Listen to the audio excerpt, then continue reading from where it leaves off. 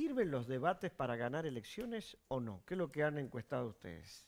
A ver, sirven en términos de calidad democrática sin duda, ¿no? Una primera cuestión.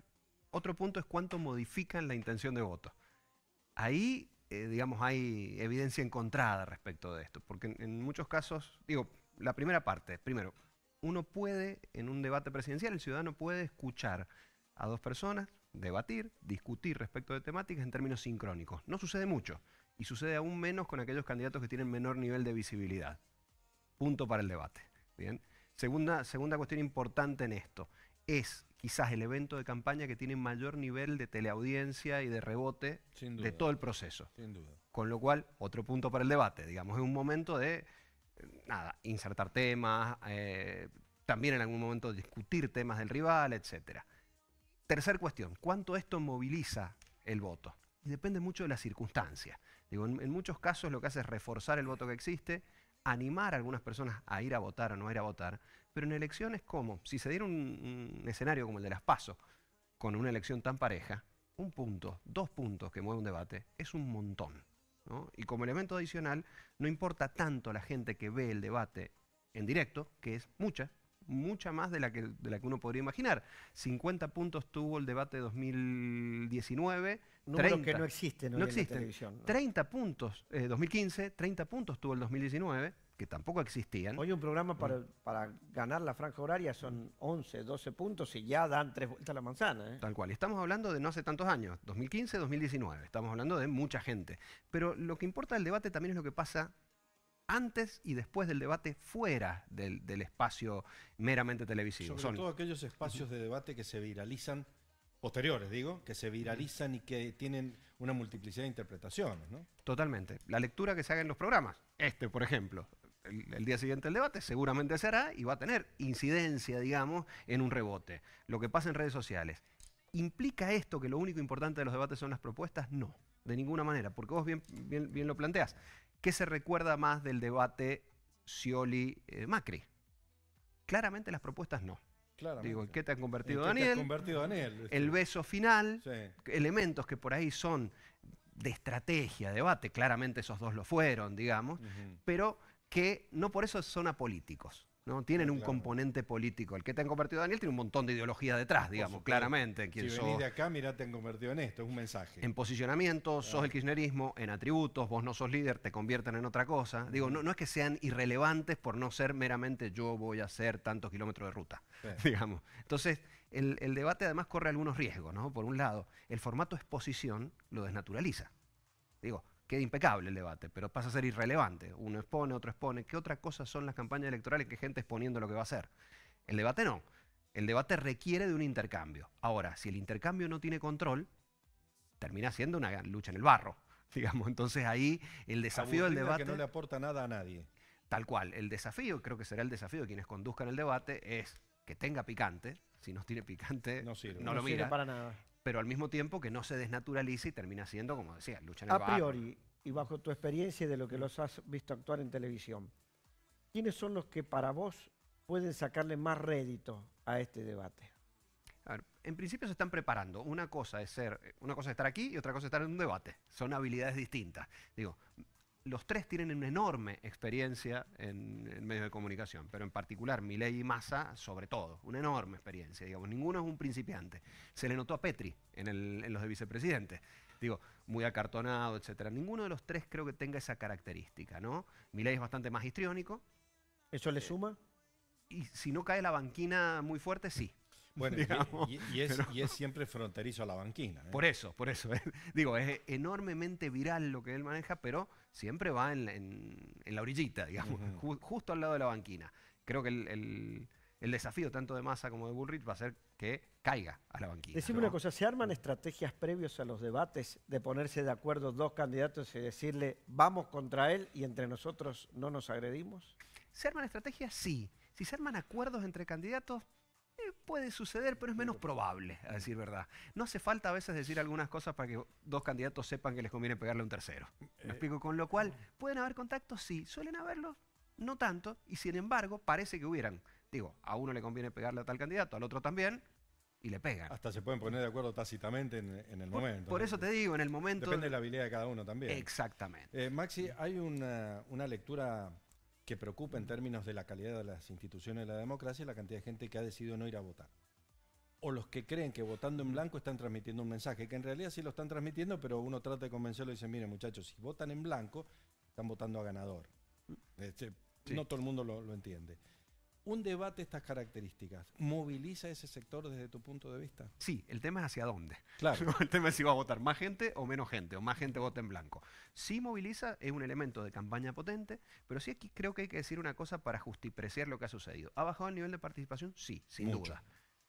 Ha bajado desde el 85% de 1983, que es el valor más alto, hasta el 69% de las PASO. Pero que son cifras internacionales y hasta más altas que la que hay en otros países en el mundo. Sí, depende si es voto obligatorio o voto optativo. Exactamente. ¿No? En los votos obligatorios es relativamente baja para un voto obligatorio, sí, 69. Ahora, totalmente. ha bajado sí, ahora no son 30 puntos. Nunca votó el 100% del padrón. El mayor valor fue 85. Y una cuestión adicional es que desde que existen las PASO, en las generales siempre va a votar entre 4 y 7 puntos más. Con lo cual es de esperar, si no se rompe ese patrón, que la participación en elecciones generales se incremente. Se incrementó en todas las anteriores. Con lo cual es movidas o acciones como un debate tienen su valor, tienen su importancia para unos y otros, en función de ese nivel de equilibrio o parecido equilibrio que hubo en las PASO. ¿Qué ha pasado históricamente con quien decidió no ir a un debate? A ver, bueno, ahora, y esto creo que habla un poco de la mejora de la calidad democrática, ahora hay sanciones. En alguna época los debates no eran sancionables. Era no solamente la asistencia. imagen de una silla vacía. Tal cual.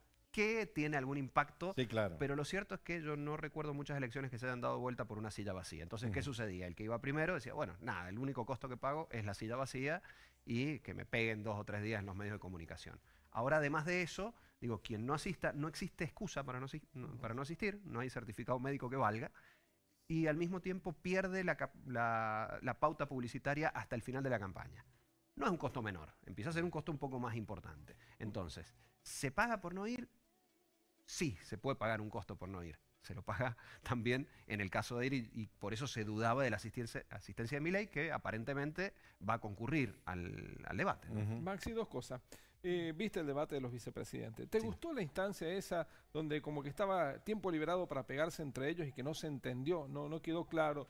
Y la otra, ¿qué estrategia debemos esperar, al menos de los 3 principales contendientes, en este debate que se viene? Bueno, si vos me preguntás a mí si me gustó, yo no soy representativo de la totalidad. Yo compro pochoclo y veo el debate. Claro. Digamos, pero lo cierto es que creo que en esta cuestión entre exposición e intercambio, me parece que las reglas del intercambio no estuvieron del todo claras. Claro. Entonces pasó un poquito esto que te decía, de que por incrementar el intercambio se terminó cayendo en un debate en el cual se volvió en algunos momentos chabacano, ¿bien? Pero te soy sincero, yo prefiero ese riesgo al riesgo de la exposición secuenciada, que ese me parece que es el peor de los riesgos del debate. Que lo desnaturaliza, directamente totalmente deja de ser un debate, ¿no? Y en ese contexto, ¿podemos esperar algo similar? Sí. Lo que me pareció de ese intercambio, a veces los intercambios son muy subidos de tono, lo que no significa que sean inútiles. Me parece que en algún punto se volvió confuso en esto de gente gritando, superponiendo sus voces, etc. Yo creo que, sobre todo en el primer debate, va a haber intercambios duros. Es muy probable que los estén diseñando, hablando de las estrategias, que estén diseñando esos intercambios duros. El punto es si terminan siendo útiles en términos informativos o termina siendo simplemente... ¿Qué papel juegan los partidos que no compiten para ganar? Estamos hablando de Schiaretti y la izquierda. Tengo un montón de anécdotas de eso. ¿Qué pasa? Ellos no tienen nada para perder. Con lo cual, en general, suelen tener... De hecho, en el debate de vicepresidentes, a mí, particularmente, quien me pareció más sólido en el debate fue Randazzo. Pasa que está fuera del juego. Entonces tienen la posibilidad de lucirse, pero necesitan encontrar un rival para eso, porque si no nadie los escucha. Digo, para que lo que haga un candidato X a presidente en este debate, que está muy detrás, valga, le tiene que contestar a alguien de peso. Si no, terminan siendo actuaciones sólidas, pero sin impacto electoral. Maxi, se habla mucho del hartazgo del ciudadano y con ello sus reacciones de carácter político.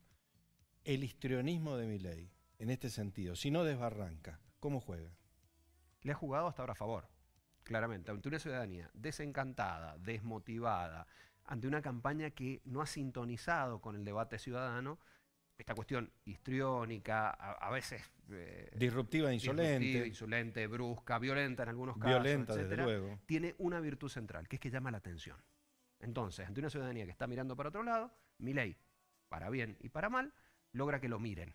Y lo logró aún cuando los medios de comunicación, en la etapa en que los medios de comunicación no le prestaron tanta atención. Ahora, la diferencia entre la etapa anterior y esta es que ahora el ciudadano percibe a Milei como con posibilidades de ganar. Eso implica que hay algunas cosas que deberá ir moderando. Creo que lo ha hecho, creo que hay otras figuras. Digo, no es un trabajo amateur el que está haciendo en términos comunicacionales, aunque lo parezca. Y creo que esa es su principal virtud, ¿no? Hay una gestión de la espontaneidad muy interesante en la campaña de Milei, que refleja lo que ha pasado en algunas otras campañas y que muestra, por ejemplo, unas redes que pautan poco, se replican mucho, pero no, esto no pasa porque sí, digamos, pasa porque evidentemente hay un trabajo de gestión de esa espontaneidad importante. Creo que lo que está haciendo Milei y con lo que está jugando mucho con la autenticidad. Tenés, digo, para bien o para mal, lo reconoce el ciudadano en general como auténtico. Y eso es un diferencial. ¿Qué digamos. pasa con Juntos por el Cambio? Es como que no encuentra todavía bien cuál va a ser el eje de su campaña, o es una apreciación mía. Sí, claramente. ¿Qué sucedió? Patricia Bullrich, toda la estrategia de Patricia Bullrich estaba centrada en salir primera en las PASO. Eso no sucedió. Con lo cual le surgió una oposición. Las elecciones se tratan de oficialismo y oposiciones, de continuidad y cambio. Le surgió un cambio más radical. Entonces a ella, que aparecía como el cambio radical, más fuerte, por decirlo en otros términos. Gerardo Morales no va a estar de acuerdo con vos. Para ella, que estaba situada en el extremo de Juntos por el Cambio, la desposiciona, queda al centro. Y eso me parece que es lo que estaba intentando solucionar. Digo, como piezas comunicacionales, el primer spot no funcionó del todo bien, apuntó fuertemente al kirchnerismo y apostó en un segundo spot correctivo de a una cosa de altísimo impacto, que es lo del penal, para quienes lo han visto, un penal, la descripción de un penal a oscuras y luego muestran un nombre que es doctora Cristina Fernández de Kirchner. Un golpe quizás bajo, digamos, pero bajo. Que muestra, sí, bajo, que muestra la necesidad de ganar de nuevo el centro de la escena, claramente. Es lo que está intentando la campaña. Por eso, si no hubiese estado desposicionada, eso no hacía falta. ¿Y cómo se interpreta la épica o el intento de dar un relato épico de un candidato ministro de un 12% de inflación? A ver, el discurso negativo está copado por Milei, secundado por Patricia Bullrich. Milei le llama su segunda marca. No queda mucho espacio para eso y mucho menos desde el oficialismo. Los oficialismos en general lo que tienen para mostrar es esperanza a futuro. Entonces lo que ha apostado, al menos en esta primera etapa, son dos o tres cosas. Una primera, una enorme cantidad de medidas económicas. Una enorme cantidad de medidas económicas, él es ministro de Economía. Una segunda cuestión, mostrar que hay un futuro venturoso por delante. La eficiencia de eso dependerá de la capacidad que tengan todas estas medidas llevadas adelante de generar, en principio, apoyos al interior. Me parece que lo está consiguiendo al interior de la coalición, pero sobre todo cambiar el ánimo social. Esa segunda cuestión es más discutible que pueda suceder, pero es la apuesta que está haciendo claramente Massa, porque ¿cuál es la otra opción que tiene? Quedarse en el mero discurso público. Bueno, me parece que no es mala la estrategia. La otra sí es generar cierto miedo de salto al vacío. Sí, pero lo está haciendo Bullrich. Digamos, quien está jugando ese papel es Bullrich. Y hay quienes sostienen que mientras más intentan esmerirarlo a Milei, lo están potenciando más. Sin ninguna duda. Hay como una suerte de acuerdo tácito, y en algunos casos no tan tácito, de pegarle. Utilicemos el idioma político, de pegarle por todos lados. ¿No están interpretando que lo están haciendo crecer en los sectores que ya lo apoyaban y en otros que estaban indecisos? Hasta este momento ha funcionado para hacerlo crecer, claramente. Totalmente. Digo, porque básicamente desde el centro del debate político ha estado en los temas, en la agenda de Milei. Se ha estado bailando la danza de Milei durante este tiempo. Instaló la agenda. Cada uno de ellos ha intentado. Primero Patricia Bullrich con Melconian, traer un economista para ocupar el centro de la agenda pública. Después Sergio Massa con la catarata de medidas económicas, la enorme cantidad de medidas económicas. Cada uno está tratando de ocupar el centro de la agenda. Ahora, si no te sale, tenés que pegar. Y me parece que están jugando un poquito a ese doble juego, ¿no? Tratando de ver cómo reencauzan la campaña. Hablemos de la elección provincial. ¿Ves que alguno de los candidatos acá haya encontrado el eje de su campaña o todavía están como muy esperanzados de lo que pase a nivel nacional con la elección presidencial? ¿Campaña en San Juan? ¿Campaña? Bien. ¿Eso dijeron? Podría tranquilamente haber respondido eso. A ver, el sanjuanino está aún más cansado que el argentino en general de hablar de elecciones, porque venimos hablando de muchísimo antes, lo hemos hablado Del principio de año. 2 años antes de eso, desde 2021. Se viene hablando de las elecciones de 2023. La campaña más larga de la historia, agotamiento. Pero además hay otro punto. La elección a legislador nacional y parlamentario del Mercosur es irrelevante para el ciudadano. Y creo que hay que tenerlo claro. El ciudadano elige presidente. En la anterior elección en la primera eligió intendente, clarísimo. En la segunda eligió gobernador, clarísimo. En esta está eligiendo presidente. Todo el resto de las categorías son subsidiarias de la primera. Entonces, ¿qué pasa? La suerte de cada uno de los candidatos, pueden ser importantes los cargos en términos institucionales. La suerte de cada uno de los candidatos está atada a lo que suceda con los candidatos a presidente, con lo cual es muy poco lo que pueden hacer. Digo, pueden mover un puntito, 2 puntitos. Si uno ve el nivel de corte que hubo en la elección anterior, tampoco fueron relevantes en la elección anterior. ¿Bien? A excepción de algún candidato más desconocido con el cual hubo un corte de boleta para voto en blanco, no hubo mucho corte de boleta cruzada. Pero básicamente porque al ciudadano, sanjuanino, pero al argentino en general, le importa obviamente la categoría más importante, que es la categoría de presidente. Una campaña en San Juan ausente. No observamos, primero, no observamos campaña, no los observamos a los dirigentes políticos, a los candidatos a hacer campaña, cero entusiasmo. ¿Y eso cómo se traduce luego en términos del recuento? No hay casi campaña territorial, no hay casi campaña mediática, no hay casi campaña en redes sociales. Coincido plenamente. Lo que hay es una bajada de campañas nacionales que se ven en la provincia de San Juan. Lo cierto es que me parece que al sentir que la ciudadanía está cansada, que es poco, digo, hay que ir a golpear la puerta de una casa después de haber ido a golpear la puerta de esa misma casa 23 veces. No, por supuesto. Entonces lo que hay es un agotamiento hasta de los dirigentes. Entonces lo que hay es una especie de abroquelamiento político aún mayor, donde la política se habla a la política, mostrar el apoyo de uno, mostrar el apoyo de otro, cómo tal está alineado con cuál. Eso le habla a la política hacia adentro. Lejos de la perspectiva de la gente. Sin ninguna duda, sin ninguna duda. Pero, bueno, sirve para los juegos internos, partidarios, de frente, etcétera. Entiendo que al menos hasta ahora la campaña local es absolutamente intrascendente y no creo que vaya a tener demasiada influencia siquiera de acá al fin para la decisión de los ciudadanos. Totalmente de acuerdo. Muchísimas gracias, Maxi. Gracias por estar acá con nosotros. Gracias, Maxi. En Río Shop Decor, renová tu casa. Descubrí las últimas novedades en bazar y decoración. Además,